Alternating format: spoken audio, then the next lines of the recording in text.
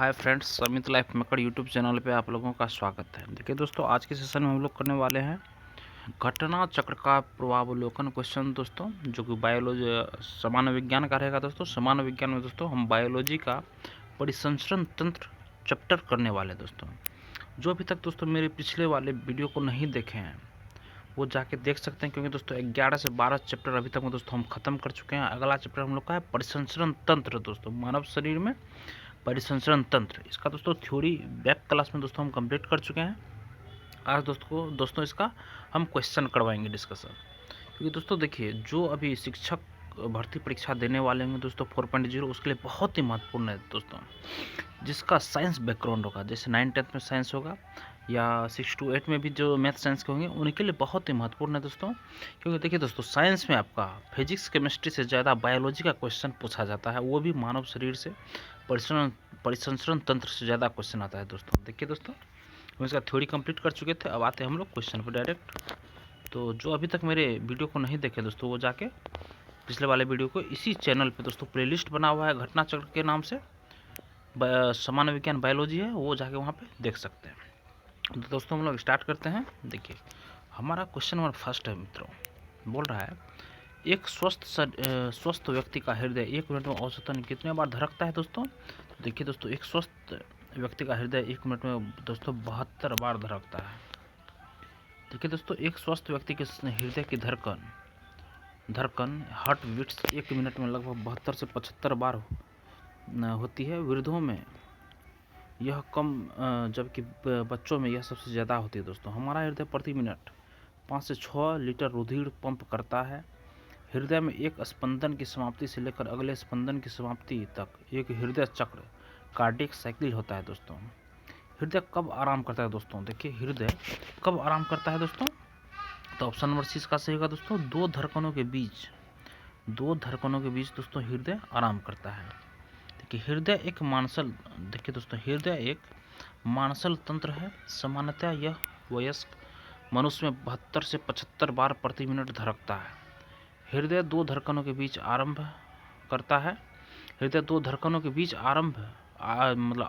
करता है।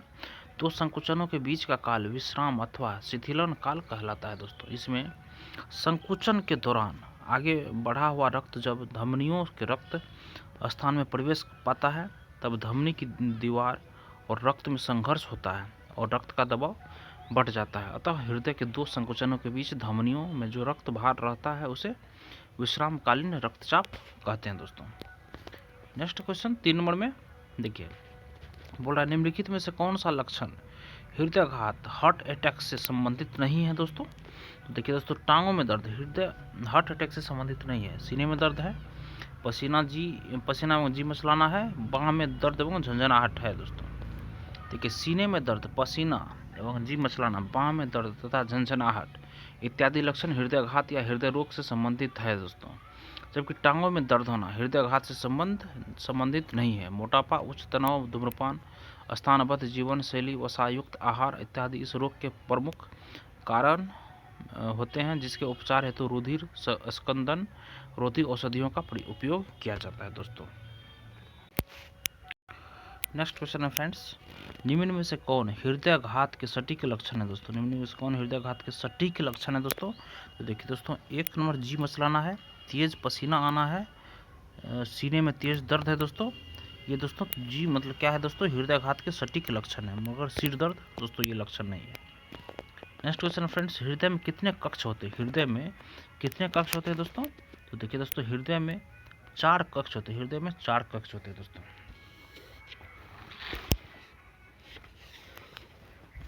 आगे दोस्तों, मानव हृदय छाती के मध्य में थोड़ी सी बाईं ओर स्थित होती है। मानव हृदय छाती के मध्य में थोड़ी सी बाईं ओर स्थित होती है। यह एक दिन में लगभग 1 लाख बार धड़कता है दोस्तों। एक दिन में 1 लाख बार धड़कता है।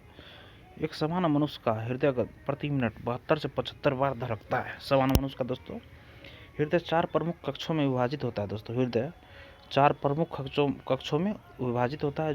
2 ऊपरी कक्षों, 2 बायां तथा बायां अलिंद या एट्रियम, कभी कभी इसे ऑरिकल भी कहते हैं। जबकि 2 निचले कक्षों को दायां एवं बायां नीला या वेट्रिकल्स कहते हैं दोस्तों। नेक्स्ट है दोस्तों, हृदय स्पंदन एक विद्युतीय तरंग द्वारा निष्पादित होता है, जो उपजती है दोस्तों, कहाँ से उपजती है दोस्तों, ये हृदय से उपजती है दोस्तों, हृदय से। देखिए, हृदय में ऐसी कोशिकाएं होती हैं जो विद्युतीय तरंग उत्पन्न करती हैं, इन्हें पेसमेकर कोशिकाएं कहते हैं दोस्तों। हृदय स्पंदन इन्हीं विद्युतीय तरंगों द्वारा निष्पादित होता है दोस्तों। नेक्स्ट क्वेश्चन है फ्रेंड्स, देखिए, मानव कलाई में नाड़ी स्पंदन करती है, मानव कलाई में नाड़ी स्पंदन करती है दोस्तों, तो हृदय के बराबर दोस्तों नाड़ी स्पंदन करती है दोस्तों, हृदय के बराबर। तो चिकित्सा विज्ञान में हृदय की धड़कन के कारण धमनियों में होने वाली हलचल को नाड़ी कहते हैं। सामान्यतः नाड़ी स्पंदन की दर हृदय के धड़कने की दर के बराबर होती है दोस्तों। नेक्स्ट क्वेश्चन है फ्रेंड्स, एक स्वस्थ वयस्क मनुष्य में रक्त का कुल परिमाप होता है दोस्तों, कितना होता है, 5 से 6 लीटर दोस्तों, 5 से 6 लीटर होता है। ऑप्शन नंबर फर्स्ट सही है दोस्तों, 5 से 6 लीटर। एक स्वस्थ वयस्क मनुष्य में रक्त का कुल परिमाप दोस्तों 5 से 6 लीटर होता है दोस्तों। देखिए, रक्त एक तरल संयोजी ऊतक है। यह रक्त वाहिनियों के अंदर विभिन्न अंगों में नियमित रूप से गतिशील रहता है।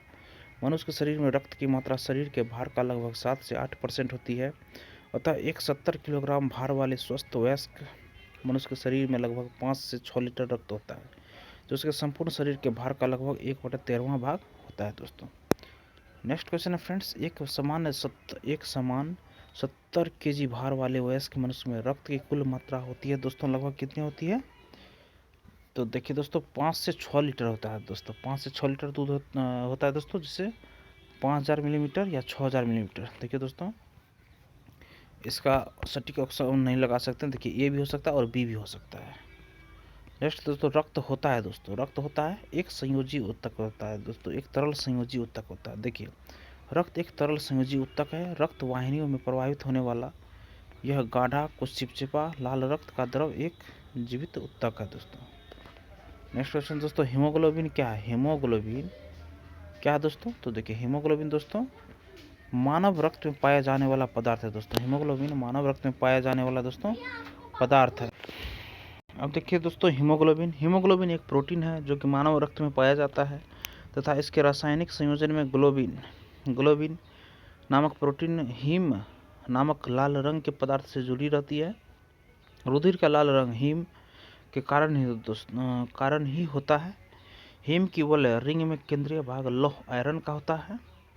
एक समान व्यक्ति में हीमोग्लोबिन की औसतन मात्रा 15 ग्राम पर 100 मिलीलीटर में दोस्तों 15 ग्राम हीम की मात्रा होती है दोस्तों, हीमोग्लोबिन की। रुधिर होती है तथा यह शरीर में गैसों के परिवहन का कार्य करता है दोस्तों। नेक्स्ट क्वेश्चन फ्रेंड्स, हीमोग्लोबिन के संबंध में निम्नलिखित में से कौन सा कथन सही है दोस्तों, तो देखिए दोस्तों, इसका ऑप्शन नंबर सी सही है दोस्तों, यह कुछ अम्लीय होता है दोस्तों। देखिए, हीमोग्लोबिन का पीएच मान 7.1 से 7.4 के मध्य होता है, अर्थात हीमोग्लोबिन कुछ क्षारीय होता है। प्रश्नगत अन्य विकल्प सही है दोस्तों, संबंध में सही नहीं है दोस्तों, इसमें नेगेटिव हमको ढूंढना था, अम्लीय होता है तो अम्लीय नहीं होता है दोस्तों। यह लाल रंग का होता है, यह फेफड़ों को से कोशिकाओं तक ऑक्सीजन का वाहक होता है दोस्तों। डी में दोस्तों, यह ऊतकों से फेफड़ों तक कार्बन डाइऑक्साइड को पहुंचाता है दोस्तों। नेक्स्ट क्वेश्चन है फ्रेंड्स, रुधिर वर्णिका के संबंध में निम्नलिखित कथनों पर विचार कीजिए तथा नीचे दिए गए कोट से सही उत्तर चुनिए दोस्तों। इसमें से सही उत्तर हम लोग को चुनना है दोस्तों। ठीक है दोस्तों, इसमें से सही उत्तर जो होगा दोस्तों ऑप्शन नंबर सी होगा, 1, 2, 4। इसमें लौह होता है, 2 होता है यह रक्त को लाल रंग प्रदान करता है, 4 में दोस्तों यह रक्त में ऑक्सीजन का वाहक है दोस्तों। देखिए, कुल रुधिर का लगभग 55% भाग प्लाज्मा तथा शेष 45% भाग रुधिराणु होता है। रुधिराणु 3 प्रकार के होते हैं, एक होता है लाल रक्त कणिकाएं, 2 में दोस्तों श्वेत रुधिराणु तथा 3rd में दोस्तों प्लेटलेट्स। प्लाज्मा में लगभग 91% जल तथा शेष 9% भाग में विभिन्न प्रकार के कार्बनिक पदार्थ होते हैं। लाल रुधिराणु कुल रुधिर का लगभग 40% भाग होता है। यह रुधिर का कोशिकीय भाग है। रुधिराणु की लगभग 90% लाल रक्त कणिकाएं होती हैं। ये केवल कशेरुकी प्राणियों में ही पाए जाते हैं। लाल रुधिराणुओं में हीमोग्लोबिन नामक प्रोटीन पाई जाती है। हीमोग्लोबिन ऑक्सीजन का परिवहन करता है। इसमें हीम नामक लाल रंग का पदार्थ पाया जाता है जो इसे लाल रंग प्रदान करता है। रोगों के प्रति प्रतिरक्षा प्रदान करने का कार्य श्वेत रक्त कणिकाएं करती हैं, जिन्हें वीर सिपाही की संज्ञा से भी हित किया जाता है दोस्तों। नेक्स्ट है दोस्तों 14 नंबर में, हीमोग्लोबिन के बारे में निम्नलिखित कथनों पर विचार कीजिए। हीमोग्लोबिन के बारे में निम्नलिखित कथनों पर विचार कीजिए दोस्तों। इनमें से सही कथन कौन से है दोस्तों? तो इसका भी दोस्तों ऑप्शन नंबर 1, 2, 4 मतलब डी नंबर ऑप्शन दोस्तों सही होगा। देखिए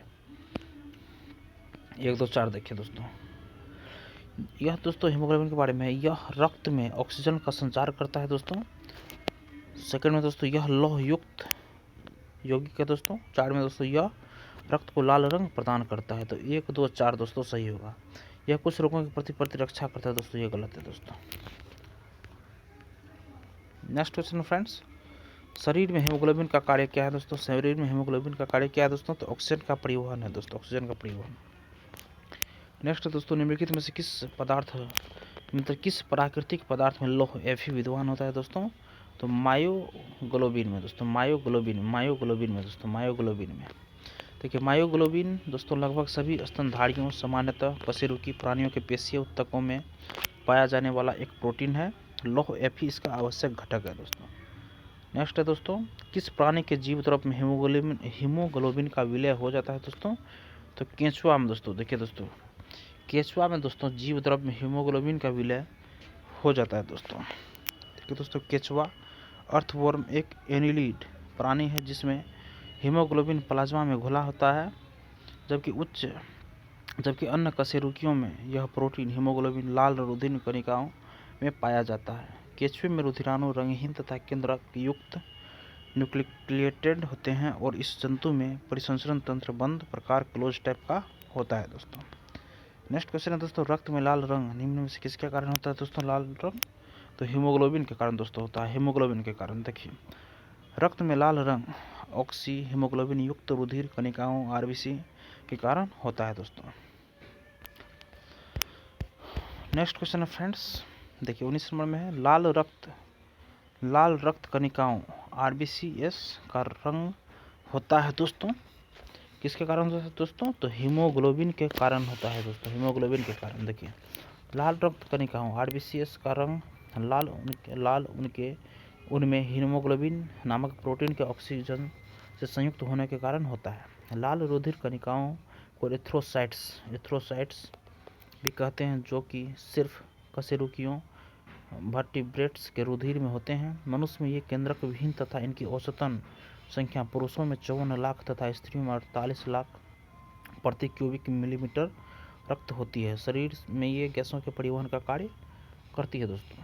नेक्स्ट है दोस्तों, रक्त शरीर में क्या कार्य करता है दोस्तों? रक्त शरीर में क्या कार्य करता है दोस्तों? तो ये क्या करता है दोस्तों? तो सारे शरीर में ऑक्सीजन पहुंचाता है दोस्तों, सारे शरीर में ऑक्सीजन पहुंचाता है। देखिए रक्त एक तरल संयोजी ऊतक है जो रक्त वाहिनियों के अंदर विभिन्न अंगों में लगातार बहता रहता है।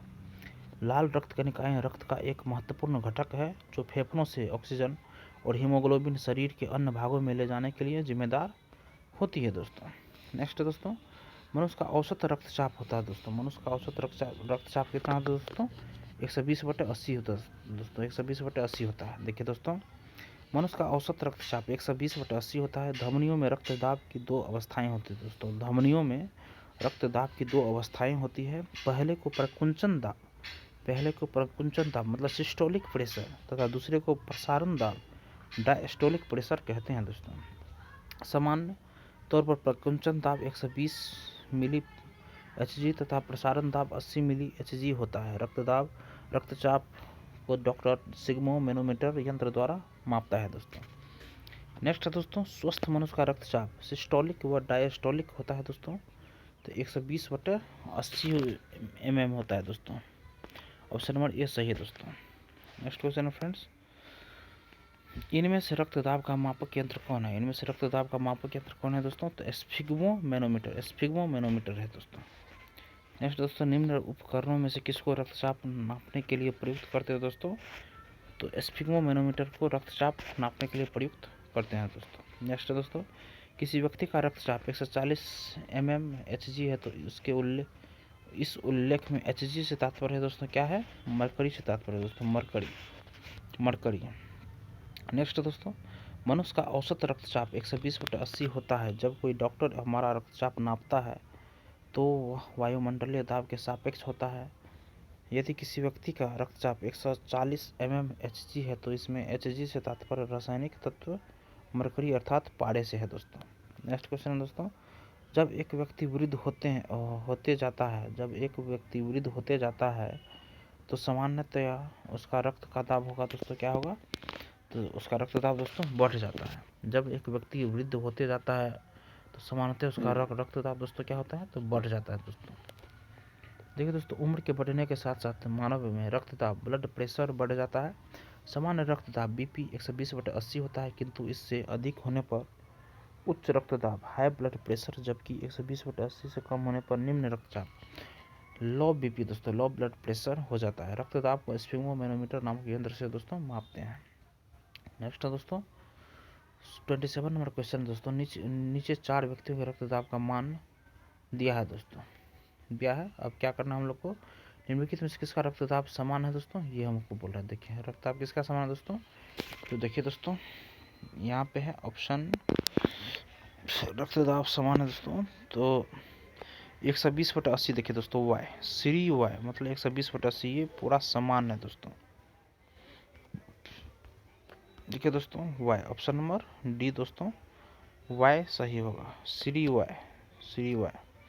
देखिए श्री वाई का रक्तदाब ब्लड प्रेशर समान है, क्योंकि एक स्वस्थ वयस्क मानव का रक्तदाब लगभग 120/80 होता है, जिसमें प्रकुंचन दाब सिस्टोलिक प्रेशर 120 mmHg है, जबकि प्रसारण या अनुशिथिलन दाब डायस्टोलिक प्रेशर 80 mmHg है। श्रीमती एक्स का रक्तचाप सामान्य से कम है, जबकि श्री एक्स और श्रीमती वाई के रक्तचाप सामान्य से अधिक है दोस्तों।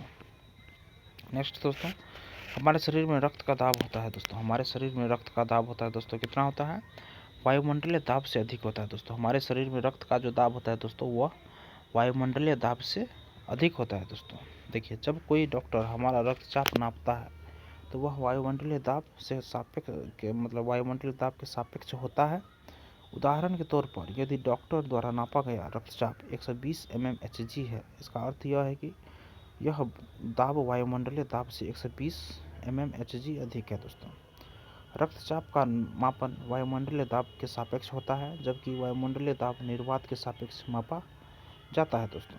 अतः निर्वात के सापेक्ष रक्तचाप होगा 760/120/880 mmHg निरपेक्ष है दोस्तों। नेक्स्ट क्वेश्चन दोस्तों, निम्न रक्त वर्ग सर्वाधिक दाता यूनिवर्सल डोनर कौन सा है दोस्तों, कौन सा दोस्तों सर्वाधिक कि सार्वत्रिक दाता है दोस्तों, तो ब्लड ग्रुप जिसका दोस्तों वो है दोस्तों, वो क्या हो गया, यूनिवर्सल डोनर है दोस्तों। देखिए रक्त वर्ग दोस्तों, देखिए दोस्तों रक्त वर्ग ओ सार्वत्रिक दाता यूनिवर्सल डोनर होता है, क्योंकि इसमें कोई प्रतिजन एंटीजन नहीं होता, अतः इसका रुधिर सभी वर्ग के व्यक्तियों को चढ़ाया जा सकता है। दूसरी ओर इस वर्ग के प्लाज्मा में दोनों प्रतिरक्षियों एंटीबॉडीज की उपस्थिति के कारण किसी भी अन्य वर्ग के व्यक्ति का रुधिर इस वर्ग के व्यक्तियों को नहीं चढ़ा सकते हैं। रक्त वर्ग ए बी सर्वग्राही यूनिवर्सल रेसिपिएंट होता है दोस्तों। नेक्स्ट दोस्तों, मानव रक्तदान के लिए कौन सा रक्त समूह सार्वत्रिक दाता यूनिवर्सल डोनर है दोस्तों, यूनिवर्सल डोनर दोस्तों, तो ओ समूह दोस्तों यूनिवर्सल डोनर है। नेक्स्ट क्वेश्चन दोस्तों, किस रक्त समूह के व्यक्ति सार्वभौमिक प्रदाता हो सकता है दोस्तों, तो ओ ब्लड ग्रुप दोस्तों, ओ ब्लड ग्रुप। नेक्स्ट दोस्तों, अभिकथन है दोस्तों, ए भी रक्त समूह के लोग सार्वभौमिक प्राप्तकर्ता होते हैं, सही बात है दोस्तों। और कारण दोस्तों, रक्त समूह ए बी की लाल रक्त कोशिका में कोई एंटीजन नहीं होता है एवं इसलिए अन्य किसी रक्त समूह के साथ समूहन एग्लूटिनेशन नहीं होता है दोस्तों। देखिए दोस्तों इसका ऑप्शन नंबर सी सही है दोस्तों, ये सही है, परंतु दोस्तों इसका कारण आर जो है दोस्तों ये गलत है दोस्तों। देखिए ए बी रक्त समूह के लोग सार्वभौमिक प्राप्तकर्ता यूनिवर्सल रेसिपिएंट होते हैं, क्योंकि इनमें एंटीजन ए और बी दोनों होते हैं तथा कोई एंटीबॉडी नहीं होता है, जिसके कारण एग्लूटिनेशन नहीं होता है। अतः ए बी रक्त वर्ग वाले व्यक्तियों को किसी भी रक्त वर्ग का रक्त दिया जा सकता है दोस्तों। नेक्स्ट क्वेश्चन है फ्रेंड्स, वर्ग ए बी रक्त वाला व्यक्ति किसी ऐसे व्यक्ति का रक्त ले सकता है जिसका रक्त वर्ग दोस्तों कोई भी हो दोस्तों ले सकता है दोस्तों। ऑप्शन नंबर डी सही है। नेक्स्ट दोस्तों, ए बी रक्त वर्ग वाले व्यक्ति को कभी कभी सार्विक रक्त अदाता कहा जाता है क्योंकि दोस्तों ऑप्शन नंबर देखिए दोस्तों, इसका ऑप्शन नंबर बी सही है दोस्तों। ऑप्शन नंबर बी देखिए दोस्तों, इसका सही होगा। उसके रक्त में प्रतिपिंड एंटीबॉडी का अभाव होता है दोस्तों, इसलिए वह कोई भी रक्त ले सकता है। ठीक है दोस्तों, नेक्स्ट क्वेश्चन है 35 में, एक व्यक्ति जिसका रक्त समूह ए है सड़क दुर्घटना में गंभीर रूप से घायल हो जाता है तथा चिकित्सक रक्तदान की सलाह देते हैं, उसके संबंधियों को रक्तचाप हेतु कहा जाता है जिनके रक्त समूह इस प्रकार पाए गए हैं दोस्तों। जैसे कि मतलब पत्नी का ओ हो, उसके बाद है दोस्तों पुत्र का ए है, और मतलब पुत्री का ओ है दोस्तों। पत्नी ओ, पुत्री ओ और पुत्री ए, मतलब उपरोक्त कौन से संबंधी घायल व्यक्ति को रक्तदान कर सकते हैं दोस्तों? तो ओ कर सकता है, ए कर सकता है और पुत्री भी कर सकता है। पत्नी, पुत्री और पुत्र तीनों कर सकता है दोस्तों। देखिए, एक व्यक्ति जिसका रक्त समूह ए है वह रक्त समूह ए या रक्त समूह ए बी वाले व्यक्ति को रक्तदान कर सकता है। इसी प्रकार ए रक्त समूह वाला व्यक्ति रक्त समूह ए या रक्त समूह ओ के व्यक्ति से रक्त प्राप्त कर सकता है। नेक्स्ट क्वेश्चन दोस्तों,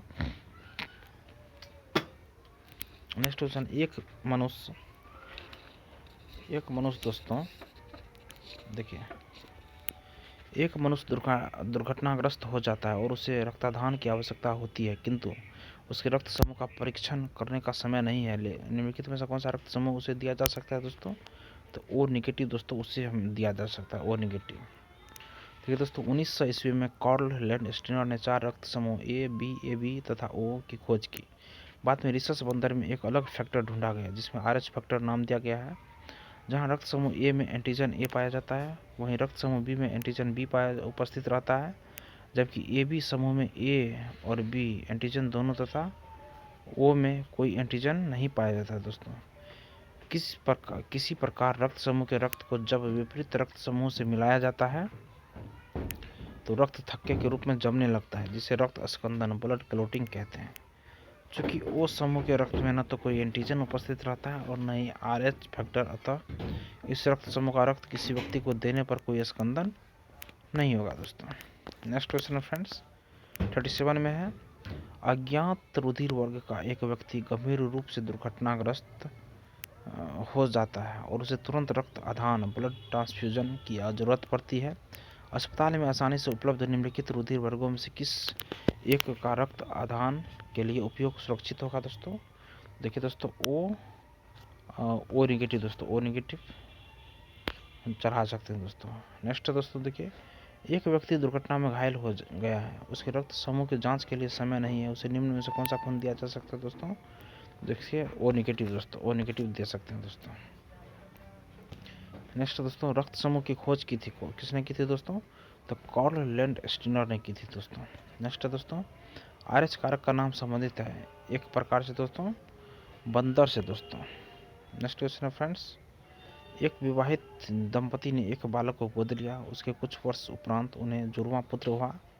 दंपति में एक का रक्त वर्ग AB पॉजिटिव है और दूसरे का O नेगेटिव है। तीनों पुत्रों में से एक का रक्त वर्ग A पॉजिटिव है, दूसरे का B पॉजिटिव है और तीसरे का O पॉजिटिव है। गोद लिए गए पुत्र का रक्त वर्ग कौन सा है दोस्तों? उसका कौन सा दोस्तों होगा? तो उसका दोस्तों O पॉजिटिव है दोस्तों, O पॉजिटिव है। देखिए दोस्तों क्या बोल रहा है, देखिए, एक विवाहिता दंपति ने एक बालक को गोद लिया, इसके कुछ वर्ष उपरांत उन्हें जुड़वां पुत्र हुए। दंपति में एक का रक्त वर्ग AB है पॉजिटिव है और दूसरे का O है दोस्तों। तो तीनों पुत्रों में से एक का रक्त वर्ग A पॉजिटिव है, दूसरे का B पॉजिटिव है और तीसरे का O पॉजिटिव है। तो गोद लिए गए पुत्र का रक्त कौन होगा दोस्तों? तो A पॉजिटिव होगा दोस्तों। देखिए, दंपति में एक का रक्त वर्ग AB पॉजिटिव है, दूसरे का O नेगेटिव होने पर उन्हें जुड़वा पुत्रों के रक्त वर्ग A पॉजिटिव B पॉजिटिव होंगे। इस प्रकार स्पष्ट तीसरे गोद लिए पुत्र का रक्त वर्ग दोस्तों ओ पॉजिटिव है दोस्तों। नेक्स्ट क्वेश्चन दोस्तों, यदि एक पिता का रक्त वर्ग ए है और माता का ओ, तो बताइए कि उनके पुत्र का निम्नलिखित में से कौन सा रक्त वर्ग हो सकता है दोस्तों। तो देखिए दोस्तों, उसका ओ हो सकता है दोस्तों, ओ। देखिए, यदि जनक पेरेंट्स में से पिता का रक्त वर्ग ब्लड ग्रुप ए है तथा माता का रक्त वर्ग ओ हो, तो उनके पुत्र का रक्त वर्ग ओ अथवा ए होगा। बर्नस्टीन 1924 ने पता लगाया कि ए बी ओ रुधिर वर्ग मनुष्य का एक आनुवंशिक लक्षण होता है, अतः यह संतानों में मेंडल के नियमों के अनुसार जनक से प्राप्त जीन्स के आधार पर ही विकसित होता है दोस्तों। नेक्स्ट क्वेश्चन है फ्रेंड्स, किसी एक सामान्य व्यक्ति के रक्त का पीएच स्तर क्या होता है दोस्तों। 7.35 से दोस्तों 7.45 होता है दोस्तों। 7.35 से दोस्तों 7.45 होता है। 7.35 से 7.45 होता है दोस्तों। ऑप्शन नंबर सी सही होगा। देखिए, रक्त का सामान्य पीएच स्तर 7.35 से 7.45 के मध्य अर्थात 7.4 होता है। एसिडोसिस एवं अल्कालोसिस से पीड़ित रोगियों का पीएच स्तर इस सीमा से बाहर होता है दोस्तों। नेक्स्ट है दोस्तों, रक्त का पीएच मान है दोस्तों, क्या कितना है, तो 7.4 है दोस्तों रक्त का पीएच मान। नेक्स्ट है दोस्तों, मनुष्य के शरीर के रक्त का पीएच मान 7.4 दोस्तों। नेक्स्ट क्वेश्चन दोस्तों, प्रतिजन एंटीजन वह पदार्थ है जो, ऑप्शन में देखिए दोस्तों डी सही है, प्रतिपिंड एंटीबॉडी के निर्माण को उद्दीप्त करता है। एंटीबॉडी के निर्माण को उद्दीप्त करता है दोस्तों। प्रतिजन एंटीजन वे पदार्थ हैं जो प्रतिपिंड या प्रतिरक्षी एंटीबॉडी के निर्माण को उद्दीप्त करते हैं तथा प्रतिरक्षा तंत्र को परिवर्तित करते हैं। प्रतिजन दो प्रकार की ग्लाइकोप्रोटीन्स के रूप में होते हैं, ए तथा बी। एंटीबॉडी भी दो प्रकार के होते हैं, ए रोधी एंटी ए तथा बी रोधी दोस्तों एंटी बी, किंतु ये विशुद्ध प्रोटीन प्योर प्रोटीन्स के रूप में होते हैं दोस्तों। नेक्स्ट क्वेश्चन है फ्रेंड्स, प्रतिजन ऐसा पदार्थ है जो, ऑप्शन नंबर सी देखिए दोस्तों इसका सही है, प्रतिरक्षा तंत्र को परिवर्तित करता है दोस्तों। नेक्स्ट दोस्तों, निम्न में से एंटीजन की मूल विशेषता क्या है दोस्तों। दोस्तों वे प्रतिरक्षियों के निर्माण को प्रेरित करते हैं दोस्तों। नेक्स्ट दोस्तों 49 में, शरीर में निम्न में से कौन सा संक्रमण से हमारी रक्षा करता है दोस्तों। तो ऑप्शन नंबर देखिए दोस्तों बी WBC दोस्तों, WBC। देखिए, WBC श्वेत रक्त कणिकाएं विशेष रुधिर कणिकाएं होती हैं जो कि शरीर के किसी रोग से संक्रमित होने पर उस विशेष संक्रमित स्थल पर पहुंचकर हानिकारक जीवाणुओं, बैक्टीरिया, विषाणुओं, वायरस, कवकों, फंगी इत्यादि का भक्षण करके शरीर को संक्रमण से सुरक्षा प्रदान करती है। इसके अलावा यह शरीर के प्रतिरक्षण, एलर्जी तथा अति संवेदनशीलता की स्थिति में महत्वपूर्ण कार्य करती है दोस्तों। नेक्स्ट है दोस्तों,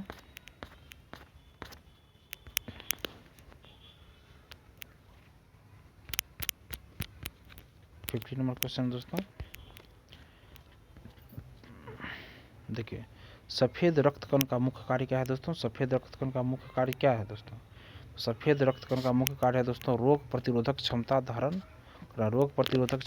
करना दोस्तों। नेक्स्ट क्वेश्चन है फ्रेंड्स, रुधिर के प्लाज्मा में निम्नलिखित में से किसके द्वारा एंटीबॉडी निर्मित होता है दोस्तों। तो ये लिम्फोसाइट के द्वारा होता है दोस्तों, लिम्फोसाइट के द्वारा। देखिए, रुधिर के प्लाज्मा में लिम्फोसाइट द्वारा एंटीबॉडी या प्रतिरक्षी प्रोटीन्स निर्मित होती है जो कि विष पदार्थों को निष्क्रिय इनएक्टिव करती है। लिम्फोसाइट सबसे छोटे श्वेत रुधिराणु किंतु संख्या में अधिक कुल WBC का 20 से 30% होता है दोस्तों। इनका केंद्रक बड़ा और गोल या एक और कुछ चिपटा सा होता है। लिम्फोसाइट्स गश्ती सेना की भांति समस्त शरीर में घूमती रहती है तथा सुरक्षा तंत्र के सारे भागों के बीच सामंजस्य स्थापित करती है। ये प्रायः रक्त के संचलन में भी सहायक होते हैं दोस्तों। नेक्स्ट क्वेश्चन है दोस्तों, निम्नलिखित में से कौन रक्त के संचलन में मदद करता है दोस्तों। तो लिम्फोसाइट दोस्तों, लिम्फोसाइट। देखिए दोस्तों, नेक्स्ट क्वेश्चन है, मनुष्य के शरीर के किस अंग में लिम्फोसाइट का निर्माण होता है दोस्तों।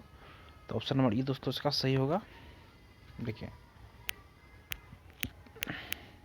मनुष्य के शरीर में तिल्ली या प्लीहा, स्प्लीन, थाइमस ग्रंथि, अस्थिमज्जा, बोन मैरो आदि में लिम्फोसाइट्स का निर्माण होता है। लिम्फोसाइट एक प्रकार की श्वेत रक्त कणिकाएं WBC होती हैं जो गश्ती सेना की भांति समस्त शरीर में घूमती रहती है तथा सुरक्षा तंत्र के सारे भागों के बीच सामंजस्य स्थापित करती है दोस्तों। नेक्स्ट क्वेश्चन है फ्रेंड्स, प्रतिरक्षा असंक्रामकता का सर्वाधिक संबंध है दोस्तों किससे है दोस्तों? तो लिम्फोसाइट से है दोस्तों, लिम्फोसाइट से है दोस्तों। नेक्स्ट क्वेश्चन दोस्तों, मानव रक्त की सयानता का कारण क्या है दोस्तों? ये दोस्तों रक्त में प्रोटीन। देखिए दोस्तों, मानव रक्त की सयानता मुख्यतः प्लाज्मा में प्रोटीन, हेमाटोक्रिट, रक्त में लाल रुधिर कणिकाओं का आयतन प्रतिशत आदि पर निर्भर करती है। रक्त में श्वेत रुधिर कणिकाओं एवं प्लेटलेट्स विमानों की उपस्थिति का उत्तरी सयानता, उसकी सयानता पर कोई खास प्रभाव नहीं पड़ता है। नेक्स्ट क्वेश्चन दोस्तों, मानव के श्वेत रक्त कणों का व्यास होता है दोस्तों लगभग कितना होता है दोस्तों? 0.007 मिलीमीटर होता है दोस्तों। देखिए दोस्तों, श्वेत रक्त कण WBC प्रायः मनुष्य में पाए जाते हैं। इनकी संख्या लाल रक्त कणों से कम होती है। ये दो प्रकार के होते हैं दोस्तों, कणिकामय तथा कणिका विहीन। श्वेत रक्त कण हमारे शरीर का प्रतिरक्षा तंत्र बनाते हैं। लिम्फोसाइट्स एक प्रकार की श्वेत रक्त कणिकाएं होती है जिसका व्यास लगभग 7 माइक्रोमीटर 0.007 मिलीमीटर होता है दोस्तों। नेक्स्ट क्वेश्चन है फ्रेंड्स, रुधिर में श्वेत रक्त कणिकाओं की अत्यधिक मात्रा में उपस्थिति को रोग विज्ञान की भाषा में क्या कहते हैं दोस्तों? तो ल्यूकेमिया कहते हैं दोस्तों, ल्यूकेमिया। देखिए दोस्तों, ल्यूकेमिया को रक्त कैंसर, ब्लड कैंसर कहते हैं, जिसमें रुधिर में श्वेत रक्त कणिकाओं व्हाइट ब्लड कॉर्पस की संख्या आवश्यकता से अधिक बढ़ जाती है। नेक्स्ट क्वेश्चन दोस्तों, लाल रक्त कणिकाएं मुख्यतः बनती है दोस्तों तो अस्थि मज्जा में बनती है दोस्तों। देखिए, लाल रक्त कणिकाएं श्वसन अंगों से ऑक्सीजन लेकर इसे सारे शरीर में पहुंचाने का कार्य करती है। लाल रक्त कणिकाएं अस्थि मज्जा बोन मेरो में विकसित होती है तथा मनुष्य के शरीर में लगभग 120 दिनों तक प्रसारित होती रहती है। तितली या प्लीहा एस्पिरिन पुरानी रक्त कणिकाओं को नष्ट करने का कार्य करती है दोस्तों। नेक्स्ट क्वेश्चन दोस्तों, WBC का बनना तथा RBC का विनाश होना, मतलब WBC का बनना तथा RBC का विनाश होता है दोस्तों प्लीहा में होता है दोस्तों, प्लीहा में। देखिए, शरीर में लाल रक्त कणिकाओं का जीवन काल लगभग 120 दिनों का होता है। इसके बाद प्लीहा में इनका विनाश हो जाता है। लिम्फोसाइट्स तथा न्यूट्रोफिल्स श्वेत रक्त कणिकाओं के दो प्रमुख प्रकार हैं दोस्तों। लिम्फोसाइट्स का निर्माण प्लीहा, लसिका ग्रंथि तथा थाइमस ग्रंथि में होता है। न्यूट्रोफिल्स का निर्माण अस्थि मज्जा में होता है दोस्तों। नेक्स्ट क्वेश्चन है फ्रेंड्स, रक्त ग्लूकोज स्तर सामान्यतः व्यक्त किया जाता है दोस्तों क्या चीज़ में दोस्तों? तो मिलीग्राम प्रति डेसीलीटर में दोस्तों, मिलीग्राम प्रति डेसीलीटर में रक्त ग्लूकोज स्तर का सामान्यतः व्यक्त किया जाता है दोस्तों। देखिए, रक्त ग्लूकोज स्तर मिलीग्राम प्रति डेसीलीटर में व्यक्त किया जाता है। रक्त में ग्लूकोज की सामान्य मात्रा 100 मिलीग्राम प्रति 100 मिली होती है। रक्त ग्लूकोज के नियमन के लिए अग्नाशय पैनक्रियाज से इंसुलिन नामक हार्मोन का स्राव होता है। इस हार्मोन की कमी से रक्त में ग्लूकोज की मात्रा 300 से 500 मिलीग्राम प्रति 100 मिलीमीटर रुधिर तक बढ़ जाती है, जिससे मधुमेह, डायबिटीज का रोग होता है दोस्तों। नेक्स्ट क्वेश्चन दोस्तों, हृदय को रक्त का संभरण करने वाली धमनियां कहलाती है दोस्तों। तो हृदय धमनियां कहलाती है। देखिए दोस्तों, हार्ट को रक्त का संचरण करने वाली धमनियां हृदय धमनियां कोरोनरी आर्टरीज कहलाती है, जो कि शुद्ध रुधिर को स्वयं हृदय की दीवार तक पहुंचाने का कार्य करती है। स्तनियों का हृदय 4 कोष्ठकों चैम्बर्स में बटा होता है, जिसमें 2 अलिंद तथा 2 निलय पाए जाते हैं, जबकि फुफ्फुस धमनियां हृदय से फेफड़ों तक रक्त पहुंचाती है। रक्त का थक्का बनने में फाइब्रिनोजिन को फाइब्रिन के परिवर्तन में भाग लेने वाला एंजाइम है दोस्तों। रक्त का थक्का बनने में फाइब्रिनोजिन को फाइब्रिन के परिवर्तन में भाग लेने वाला एंजाइम कौन सा है दोस्तों? तो थ्रोम्बिन है दोस्तों, थ्रोम्बिन। देखिए दोस्तों, रक्त का थक्का ब्लड क्लॉटिंग बनने की प्रक्रिया एक जटिल रासायनिक प्रक्रिया होती है, जिसे 3 चरणों में बांटा गया है। इसके अंतिम चरण में थ्रोम्बिन एक एंजाइम की भांति कार्य करके प्लाज्मा की घुलनशील फाइब्रिनोजन प्रोटीन के फाइब्रिन नामक अघुलनशील प्रोटीन अणुओं में संश्लेषण को प्रेरित करता है। रुधिर स्कंदन की क्रिया विधि का स्पष्ट विवरण हावेल ने दिया था दोस्तों। नेक्स्ट क्वेश्चन दोस्तों, किस शारीरिक प्रक्रम से थ्रोम्बिन का संबंध है दोस्तों? तो रक्त जमाव से थ्रोम्बिन का संबंध है दोस्तों। देखिए नेक्स्ट है दोस्तों, प्लाज्मा में जल का प्रतिशत कितना होता है दोस्तों? तो 90% होता है दोस्तों, 90%। देखिए, रक्त प्लाज्मा का रक्त पीले रंग का तरल पदार्थ है जिसमें संपूर्ण रक्त की रक्त कोशिकाएं सामान्य रूप से निलंबित रहती है। प्लाज्मा कुल रक्त की मात्रा का लगभग 55% तक होता है। प्लाज्मा में लगभग 91 से 92 अंश जल का होता है तथा शेष 8 से 9% भाग में विभिन्न प्रकार के कार्बनिक और अकार्बनिक पदार्थ होते हैं। नेक्स्ट क्वेश्चन फ्रेंड्स, किसी सामान्य व्यक्ति में रक्त के संदर्भ में निम्नलिखित में से कौन सा कथन दोस्तों सही है दोस्तों? तो देखिए दोस्तों, इसका ऑप्शन नंबर डी सही होगा दोस्तों। रक्त में WBC की तुलना में बिंबाणु अधिक होते हैं दोस्तों। रक्त में WBC की तुलना में बिंबाणु अधिक होते हैं दोस्तों। देखिए, रक्त में श्वेत रुधिराणुओं व्हाइट ब्लड कॉर्पल्स या ल्यूकोसाइट्स की तुलना में बिंबाणु या रुधिर प्लेटलेट्स ब्लड प्लेटलेट्स की संख्या अधिक होती है, जबकि इनकी संख्या लाल रुधिराणुओं की अपेक्षा कम होती है। लाल रुधिराणुओं की औसत संख्या पुरुषों में 54 लाख प्रति क्यूबिक मिलीमीटर रक्त या स्त्रियों में 48 लाख प्रति क्यूबिक मिलीमीटर रक्त। श्वेत रुधिराणु 5000 से 11000 प्रति क्यूबिक मिलीमीटर रक्त, जबकि रुधिर प्लेटलेट्स की संख्या 1.5 लाख से 5 लाख प्रति क्यूबिक मिलीमीटर रक्त होती है दोस्तों।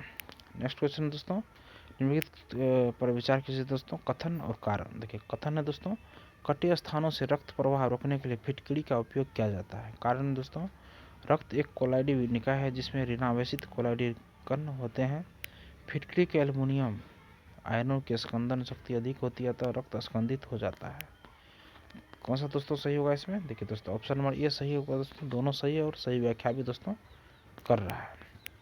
देखिए दोस्तों, फिटकड़ी एक रंगहीन क्रिस्टलीय पदार्थ है। फिटकड़ी में उपस्थित एल्युमिनियम आयनों की अधिक स्कंदन शक्ति के कारण यह रक्त प्रवाह रोकने के लिए प्रयोग की जाती है दोस्तों। नेक्स्ट क्वेश्चन दोस्तों, और आज के सेशन का दोस्तों लास्ट क्वेश्चन है और परिसंचरण तंत्र चैप्टर का भी लास्ट क्वेश्चन है दोस्तों। देखिए, किस देश के वैज्ञानिकों ने एक ऐसा कृत्रिम रक्त बनाया है जो प्लास्टिक रक्त की किस्म है जिसे किसी मरीज को डैश का विचार किए बिना दिया जा सकता है दोस्तों?